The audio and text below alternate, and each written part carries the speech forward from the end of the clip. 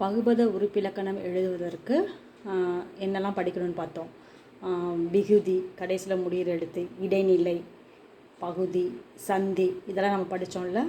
அது நீங்கள் மனப்பாடம் பண்ணால் தான் உங்களால் பகுபத உறுப்பிலக்கணம் எழுத முடியும். இன்றைக்கி வந்து பேஜ் 34 பக்கம் எடுத்துக்கோங்க. அதில் பகுபத உறுப்பிலக்கணம் ஒன்று இருக்குது. அது எப்படி பிரிக்கணும்னு உங்களுக்கு நான் சொல்லித்தரேன்.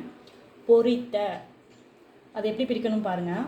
பொறி, பொறி ப்ளஸ் இத்து ப்ளஸ் இத்து ப்ளஸ் இந்த இத்து இருக்குல்ல, இந்த இத்தை வந்து நீங்கள் அப்படியே எழுதிடணும். சரியா? இத்து அப்படியே வந்து இந்த தே இருக்குல்ல, தே, அந்த தேவை வந்துட்டு எப்படி பிரிக்கணும் அப்படின்னா இத்து ப்ளஸ் அ, இத்து ப்ளஸ் அ வந்துருச்சா உங்களுக்கு? இங்கே இத்து ப்ளஸ் அ, இந்த தேவை வந்து அந்த மாதிரி நீங்கள் பிரிக்கணும். இத்து ப்ளஸ் அ. இப்போ பார்த்துக்கோங்க. பொறி ஃபஸ்ட்டு உள்ளது பகுதி, கடைசியில் உள்ள எழுத்து வந்து விகுதி. அப்போ அந்த விகுதிக்கு என்ன நீங்கள் படிச்சிருப்பீங்க, என்னென்னா எந்த லெட்டர் வந்தால் அந்த விகுதி வரும் அப்படின்னு சொல்லிட்டு. ஃபஸ்ட்டு பொறி வந்து பகுதி, இந்த இத்து செகண்டாக வருதுல்ல, அது வந்து உங்களுக்கு சந்தி.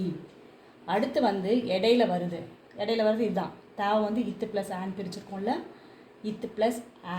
அப்போ இத்து வந்து என்ன இடைநிலை நம்ம படித்தோம்ல, இடைநிலை. அது இடைநிலை மனப்பாடம் பண்ணால் தான் உங்களால் எழுத முடியும். இத்து இறந்த கால இடைநிலை. இடைநிலைக்கு என்னெல்லாம் படிச்சிங்க?